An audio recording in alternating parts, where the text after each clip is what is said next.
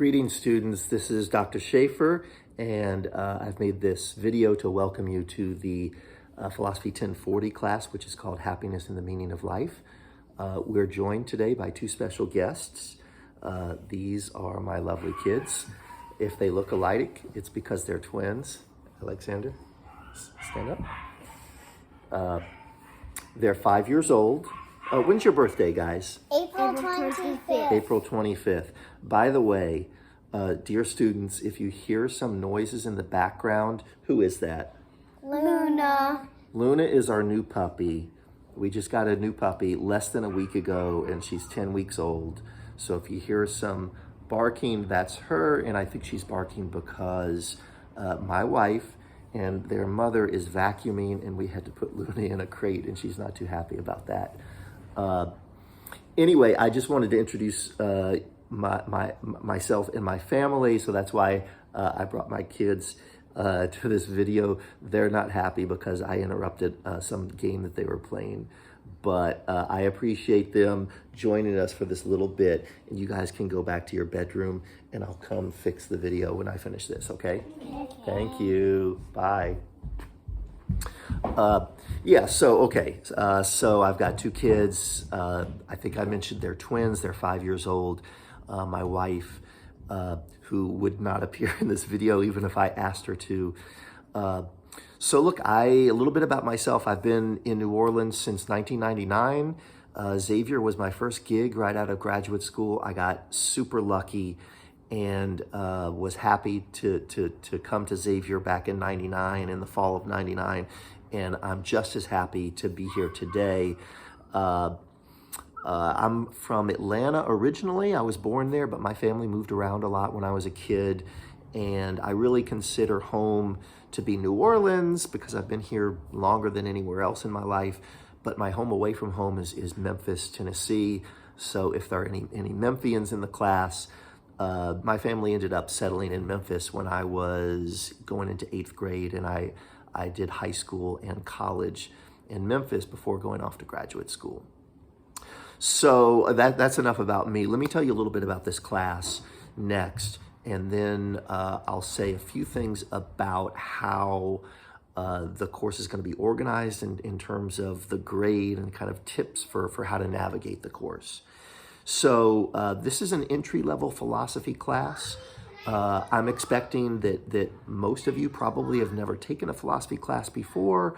Certainly if you're underclassmen, you probably haven't. It's not very common in high school to take philosophy.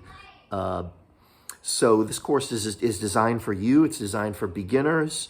Philosophy is a little bit different, and I'm not going to say more about how it's different now. I think you'll get a sense of that along the way, including in the first video, the first audio lecture that I've created for the course. So let me say this, just to clarify, that this is a fully online and asynchronous class. And asynchronous, what that means is that we won't be meeting at a particular time. That provides both you and me with maximum flexibility. So long as you meet the deadlines that I've set up for the work to be turned in each week, you can do the work whenever you want to. I'm still finishing summer one right now, and I've got a student who is an athlete who's been traveling in Europe over the summer doing some tournaments. That student was able to do just fine. They were here for most of the class, and then they left. So I'm here in New Orleans. It's getting hot here, but you may be in Los Angeles or Memphis or Atlanta or Houston or wherever. It doesn't really matter. Just be sure to note the time differences, okay? So the deadlines are all going to be on Central Time.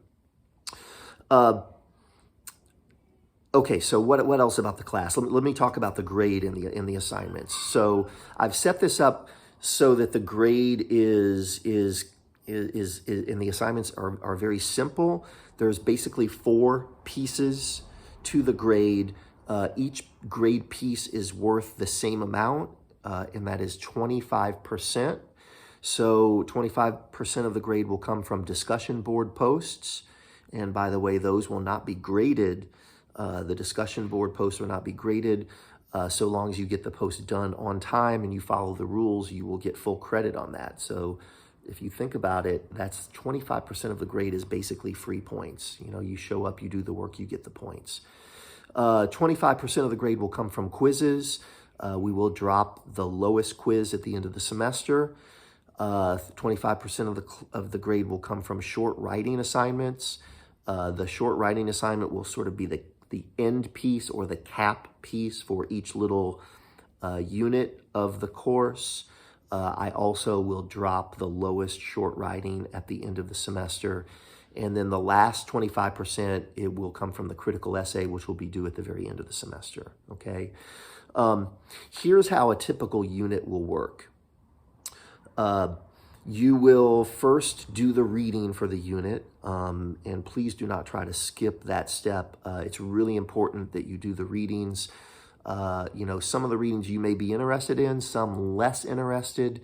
Some of the readings you may find to be easy, some you may find to be difficult. It's going to be a lot of different things, but you can't skip that step. So the first step is always going to be to do the reading on your own.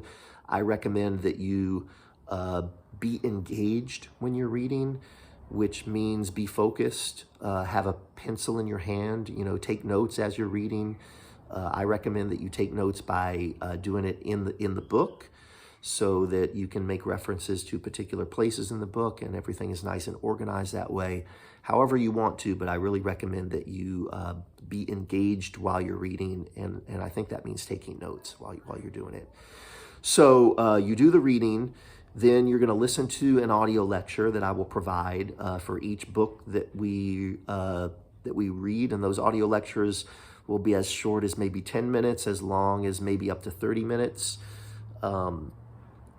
And then the next step after that is to go to the discussion board, and there will be threads that I've created with different topics. I've tried to make them pretty interesting, and you will make however many posts you're required to do for that particular thread. And then if there could be a quiz, you'll know about that, so you'll take the quiz whenever that's scheduled. And then the final piece would be the short writing assignment. So typically that's how each unit is going to work, right? You're going to do the reading, listen to the audio lecture, make your discussion board posts. If there's a quiz, take the quiz, and then finally do your short writing assignment. And then, that unit will be finished and we'll move on to the next one. So basically that's how it's going to work. Before I finish this video, let me recommend that you focus in particular on the discussion board, and that you use the discussion board as a learning tool. My practice typically will be to respond to virtually all of the early posters. So, let's say that the discussion board for a particular unit opens on a Monday, and let's say that the discussion board posts are due on a Wednesday. What happens inevitably, and I understand this because we're all busy, a lot of students will do their posts at the last minute. They'll do them on Wednesday afternoon right before they're due. But for those students who post early, the ones that may post on Monday or Tuesday, I will try to respond to as many of those as I can. I'll try to make my responses constructive. So if there are inaccuracies in what the student has written, what you might have written, I'll try to point that out. If there are really good insights, or if you say things that are helpful, I'll try to point that out too. Often I will take the occasion of one of your discussion board posts to elaborate on something that I think is important, so that you get a little bit of an enrichment from my comments on the discussion board. You don't have to read my comments, as long as you do your minimum posts, you'll get the points, but you won't get the learning. The discussion board is meant to be a learning tool and not just something for you to do to get points. So I highly recommend that you look at all of my replies on the discussion board. Try to figure out which students seem to be doing really excellent work in the class, and check out what they say. You definitely can learn from what your classmates are saying. In that way, the discussion board becomes like what would happen in the classroom if we were actually in a physical classroom together, where someone asks a question and I respond, and everyone in the whole class gets to hear that, right? So you can get that same experience by using the discussion board, as I say, as a learning tool. I hope you enjoy the course. It will go by fast. The first summer session went by so fast. I want to wish you well.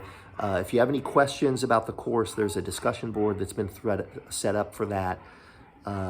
If you're listening to this video, watching this video as the first step, what you should do next is to go to the Start Here page on Brightspace, and that will give you all the information that you need to get started. Okay? Have a great semester, and I will see you in virtual space.